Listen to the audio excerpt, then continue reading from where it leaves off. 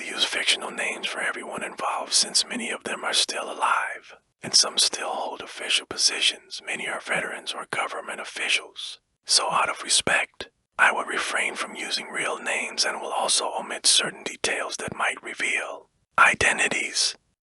This story was told to me by a respected senior, whom I will refer to as P. Brassett. He shared this experience, which he encountered firsthand, along with his squad leader and subordinates. P. Brassett recounted that after graduating as a police cadet, he chose to specialize in counterterrorism training because his goal was clear. He wanted to become a border patrol police officer. Upon completing his training, he was stationed in the southern region of the country. Fulfilling his ambition, however, he was deployed to the upper southern provinces. After serving for about a year or two, he was reassigned to a post in the dense border forests of the northwestern region, an area adjacent to a neighboring country. The locals referred to this forested region as Panang Wan, the Forest of the Lady. This incident took place around 1996-1997, though P. Brassett could not recall the exact year. One night, while on a late-night guard shift, P. Brassett noticed unusual movement in the bushes at the edge of the forest, just beyond their base perimeter. The dense foliage made it difficult to see clearly, but he could make out shifting shadows between the trees. He initially thought it was an animal, perhaps a wild boar or a stray dog. However, the way the movements occurred, calculated, slow, deliberate, made him uneasy. He reached for his rifle and signaled to his fellow officer on duty. The two of them remained still, watching carefully. The tension grew as the rustling continued. Then, something emerged from the darkness, something that would haunt them for years to come. My friend quickly shone his flashlight towards the source of the sound, scanning the area. The light revealed two men both covered in dirt and injuries. As if they had been running from something, they looked frantic and terrified.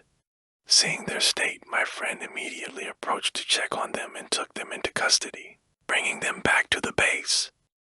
Once they got closer, he noticed that one of the men seemed to be a local hunter, possibly from one of the indigenous tribes in the area. The other man, however, was clearly not from around here. His appearance and complexion were very different from the local people.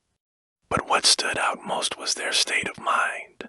Both of them looked absolutely terrified, like people who had seen something beyond human comprehension. They could barely speak, only muttering incoherently like madmen. For safety reasons, my friend decided to detain them at the base. After giving them water and letting them rest for about an hour, the hunter seemed to regain some of his senses. He was still shaken, but at least he was able to communicate. Seeing this, Brassett brought him in for questioning, with the commander himself present in the interrogation room. As for the other man, they locked him up separately, fearing that he might escape or cause trouble. From my friend's assessment, it was obvious that these two had been involved in something illegal, if not poaching, then smuggling drugs. That jungle was not a place for tourists, especially at that time of year. The area was full of dangers, not just wild animals, but also rogue military forces from a neighboring country who sometimes crossed the border. On top of that, unexploded landmines were still scattered throughout the forest, remnants of past conflicts. There was no way these men were simply adventurers or lost travelers. So Brassett began questioning the hunter, and what Thebu revealed shook him to the core. According to Thebu, he had been forced to lead a group of 3 wealthy men into the jungle to hunt a tiger. He hadn't wanted to go, but they threatened to kill his mother if he refused. If the hunter didn't lead all 3 men into the jungle and bring them back within 2 days, they had threatened to kill his mother, who was being held hostage by one of their men. Hearing this, the commander, who had been listening to the interrogation, immediately ordered a team to head to the location Thebu had given. If what he said was true, there might still be survivors who needed rescuing. But there was still one burning question in everyone's mind. What happened to the other men? According to Thebu, there should have been for people who entered the jungle, but now, only to remain in. They were in horrific condition, so he continued his story. The journey into the jungle. The morning before, after agreeing to lead the men under duress, he began tracking a tiger based on rumors and sightings the rich men had gathered. They traveled deep into the wilderness, moving further away from civilization until they reached the border between two forests, one that belonged to the spirit parts of the land, known as the Sacred Forest of Mainang Wan, before they could enter. Thabu asked for permission from Chadi, the leader of the poachers, to perform a ritual. It was a customary spiritual practice among the local hunters. It was meant to ask the forest spirits for guidance and protection. Before stepping into their domain, surprisingly, Chadi agreed. But as soon as the ritual began, something changed. The sky darkened unnaturally, as if the sun itself had been swallowed whole. The once warm light filtering through the trees vanished, leaving the jungle eerily silent. And then something even more unsettling happened. As Thabu reached the final step of the ritual, he realized he couldn't put out the incense stick he was holding. His hands trembled. No matter how hard he tried, the incense remained lit, a sign of grave danger. Panic rising in his chest, he grabbed his divination stick, which contained ancestral bones, and cast a fortune reading. The result was clear and absolute. The forest is closed. If you enter, you will die. Thabu pleaded with Chadi to turn back. He wasn't refusing to guide them, but he begged them to wait for another day. But the three poachers refused to listen. Chadi's henchmen, instead of respecting the warning, mocked the spirits. They grabbed the incense stick from Thabu and held it up to the sky, shouting insults at the jungle and its spirits. Then, in an act of blatant defiance, they flipped the incense upside down and stabbed it into the ground. What happened next shocked Thabu to his core. Despite the incense being impossible to plant into the soil earlier, it sank into the earth with ease, as if the ground itself had opened up to accept it. To Thabu, this was a terrifying sign. It wasn't just disrespect, it was a direct challenge to the spirits. Among hunters, some jungles are more dangerous than others, but this particular jungle, this was the domain of Mainang Wan. For generations, his people had passed down stories of the forest guardian spirit. Unlike benevolent spirits, Mainang Wan was ruthless. Her rise to power was bathed in blood. She had used black magic, forced powerful shamans into servitude, and destroyed anyone who opposed her. Those who disrespected her domain suffered horrific fates, torn apart by unseen forces, lost in an endless labyrinth of trees, or worse, their souls trapped within the jungle forever. And now, Chadi's men had just sealed their fate. Everything felt cruel and terrifying. After Lady Wan's demise, the local villagers experienced various supernatural occurrences tied to her spirit. In the end, they had to call upon a powerful shaman, a Mon sorcerer, to subdue and seal her spirit. They confined her essence within a shrine, transforming her into a guardian spirit, a celestial entity meant to protect the land. In reality, when Fizzit first took his position, he had already visited that shrine and heard the local legends surrounding Lady Wan. However, he had never encountered anything firsthand, so he remained skeptical. But what struck him as different was Friend Thao Yu's unwavering belief. He was absolutely convinced that spirits truly existed. Friend Thao Yu continued his tale. Chadi's men forcibly planted the incense stick upside down. The jungle suddenly erupted with chaos. Birds and other creatures shrieked in fear as a light drizzle began to fall. Though it was still morning, the sky darkened unnaturally. Despite his reluctance to continue, Chadi's men pressed their guns against his head, forcing him to lead the way. Reluctantly, he complied and started tracking the tiger. They followed its trail, starting from an area where deer were known to gather. All the while, the rain continued to drizzle steadily. Fron carefully analyzed the tracks, ensuring they remained downwind to avoid alerting the tiger. He warned everyone to be cautious and to stay silent as they moved forward. For over an hour of careful tracking, the wind suddenly changed direction. The deep, guttural growl echoed from the side, accompanied by the rustling of tall grass. Before they could react, a massive tiger spanning nearly 7 cubits in length lunged out of the bushes. It bit down on one of Chadi's men, dragging him away into the dense foliage before anyone could even raise their guns. Blood splattered across the ground, forming a trail leading into the jungle. Chadi shouted for everyone to pursue the beast, and they complied, chasing the blood trail frantically. Friend Thao Yu hesitated, knowing from the blood pattern that the man likely wouldn't survive. He tried to warn them, but no one listened. Chadi kept urging them to move faster. Despite running at full speed, they never once caught a glimpse of the tiger, only the blood trail and broken branches, where something had been dragged. They chased it for over an hour until the blood trail gradually faded, leaving behind only paw prints. At that point, Chadi ordered Frandayu to take the lead again since there was no longer a clear trail to follow. As Fran tracked the footprints, he noticed something unsettling. The tiger's paw prints were becoming lighter and fainter as if it were losing weight. The realization sent a chill down his spine, but with Chadi's gun at his back, he had no choice but to press on.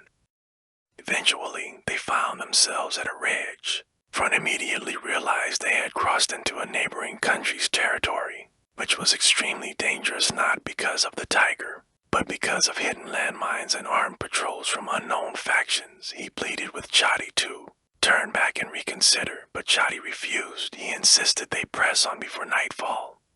With no choice, Frandayu continued tracking the tiger. However, the deeper they went, the fainter the paw prints became. A sinking feeling grew within him. He began to suspect that they weren't actually following a tiger anymore. When he voiced his concerns, Chadi dismissed him as superstitious nonsense. Determined, Chadi ordered them to set up a hunting platform in the trees. He was intent on avenging his fallen man and using the tiger's hide as a trophy. That night, they all climbed onto the platform, waiting in ambush near a salt lick. Fran conducted a ritual for protection against the jungle spirits, urging everyone to rest. But no one listened. They remained vigilant, rifles in hand, waiting to kill the beast. The night turned eerie. By sheer luck or misfortune, it was a full moon. The moonlight was so bright it illuminated the jungle as if it were still dusk. Fran noted that the wind had been blowing steadily all night, rustling through the trees, but then something changed. The wind abruptly ceased. An eerie silence engulfed the jungle, then came the whispering. The sound was faint at first, like distant voices carried on the breeze, but as the minutes passed, the whispers grew louder, clearer, as if multiple voices were speaking at once. The jungle, which had been teeming with life, fell, unnaturally silent. No insects, no birds, nothing. And then, from the shadows, something began to emerge. Suddenly, everything fell eerily silent, and the air grew colder with each passing moment. Out of nowhere, one of Chadi's men struck a match to light his cigarette. At the very moment the flame flickered to life, large droplets of water, resembling heavy raindrops, began to fall, instantly snuffing out the match simultaneously. An unidentified object rolled onto the platform where they were perched. Chadi, now alert, switched on his flashlight. They saw in front of them froze them in sheer terror. It was the severed head of Chadi's missing man. Horror-stricken, all three men screamed, their voices echoing through the dark forest. However, before they could react further, a menacing roar rang out, followed by the sight of a massive tiger leaping from a nearby tree branch. In an instant, the beast slammed into another of Chadi's men, sending his body tumbling off the platform, crashing onto the ground below, lifeless. Panicked, Frandayu and Chadi scrambled down from the platform in an attempt to regroup and prepare their weapons. They intended to fight, but what they saw next made their blood run cold. The tiger, with an unnatural grace, climbed down from the platform, then sank its fangs into the lifeless body on the ground, tearing open the man's abdomen. In the dim light, Frandayu and Chadi could see his intestines spilling out, glistening in the pale moonlight. With their survival instincts kicking in, the two men opened fire, unloading every round in their magazines at the beast. Bullet after bullet struck its massive body, each shot hitting its mark. Yet the creature remained unfazed, as if their bullets were nothing more than harmless sparks. It was then that Frandayu realized they weren't dealing with a mere tiger. This was a Sming, a legendary weredigger. Realizing the dire situation, Frandayu grabbed Chadi and yelled, "We need to run now." But Chadi, paralyzed with shock, refused to move. Without hesitation, Frandayu seized his arm and dragged him away as the Sming let out another guttural roar and gave chase. The two men ran for their lives, navigating through the rugged forest terrain along the border, hoping to encounter a patrol unit that could provide them with backup. But luck was not on their side. The usual patrol route was eerily deserted. No soldiers, no one in sight. Desperation fueled their pace as they tried to make their way back toward Thai territory. However, the Sming was relentless, closing in with every stride, its enormous body moving with an unnatural speed. Soon, it was barely a meter behind them. Knowing they had no chance outrunning it, Frandayu shouted, "Jump into that ravine now." Without hesitation, Jotty leaped forward and Pandau followed. The moment they hit the ground, they saw the Sphinx soar over their heads, attempting to leap ahead and cut them off. But just as its massive paws touched the earth, boom! A deafening explosion erupted, sending a shockwave through the ground. Smoke and dirt shot up into the air, rising several meters high, stunned. Pandau and Jotty huddled in the ravine, covering their heads as debris rained down around them. When the dust finally settled, they cautiously peeked out. The monstrous Ming was gone. In its place lay the mangled remains of a human corpse, naked, twisted, and utterly destroyed. The realization hit them like a bolt of lightning. This Ming was not merely a beast, it had been a man, now reduced to an unrecognizable heap of flesh and bone. Jotty let out a blood-curdling scream, his mind unable to process what he had just witnessed. Pandau, though equally terrified, mustered every ounce of his willpower to stay focused. He grabbed Jotty and forced him to his feet, determined to get them both out of the cursed jungle. As they struggled to make their way back, they suddenly heard gunfire. Bullets whizzed past them, sending them ducking for cover. It was now clear an unknown militia group had detected their presence and was opening fire. Pandau's survival instincts kicked in once more. He maneuvered through the terrain, dodging gunfire while dragging Jotty along. They had just escaped the clutches of a supernatural predator. Their nightmare was far from over now. They had to evade the deadly bullets of human adversaries, desperate, exhausted, and battered. The two men pressed on, navigating through the shadows, determined to reach safety. Eventually, after what felt like an eternity, they arrived at their camp.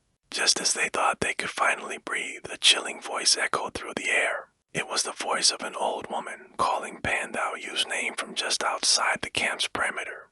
Hearing this, Pandau's body stiffened. "That's my mother's voice," he whispered in disbelief. He was certain he recognized it unmistakably. The commanding officer immediately ordered one of his men to verify the woman's identity. Pandau was instructed to observe from the window, confirming whether or not it was truly his mother and not a potential enemy. Peering outside, his eyes widened with shock. It's really my mother," he muttered. For a thorough security check to ensure she was unarmed, the officer finally gave the order to let her inside. As Frontobu was finally allowed to meet his mother, they were placed together in the holding cell and everything was locked securely. Meanwhile, Visit took Jotty, who had regained consciousness, for questioning just as the interrogation was about to begin. A radio transmission from the team assisting. Front's mother came through. Team reported that they had found the body of a local woman at the given coordinates. Upon confirming with the village elder, they identified the deceased as a local villager whose son was none other than Frontobu. At that moment, Visit felt a chill run down his spine. He immediately ran to check the holding cell, which was in a separate room from the interrogation chamber. When he arrived and flung the door open, he was met with an eerie sight. There was no one inside. Both Front and his supposed mother had vanished. The locks were still in place, yet somehow they had escaped. Visit, bewildered and shaken, could only conclude that something unnatural was at play. As he stood in stunned silence, a sudden chilling scream echoed from the interrogation room. Visit bolted back, only to find Jotty lying on the floor, unconscious. Having lost control of his bodily functions, his men informed him that as soon as Visit had left the room, Jotty, who had been calm up until then, had suddenly started trembling violently. He screamed for help, shouting incoherently about a tiger ghost before collapsing into a seizure. Visit, still in shock from the escape of Front and his mother, was about to report the incident to his superior when his commander preemptively issued an order over the radio. The commander demanded that the entire operation team return to base immediately. He then turned to Visit and asked, "You didn't see anyone there, did you?" The question caught Visit off guard, but he hesitantly nodded in agreement. Moments later, another transmission came through, confirming the discovery of a second body. This time, it was a local man, identified by the village elder as Frontobu, found lifeless at the forest's edge near the border. That revelation sent shivers down Visit's spine. He now realized the horrifying truth. What he and his team had encountered was no longer human.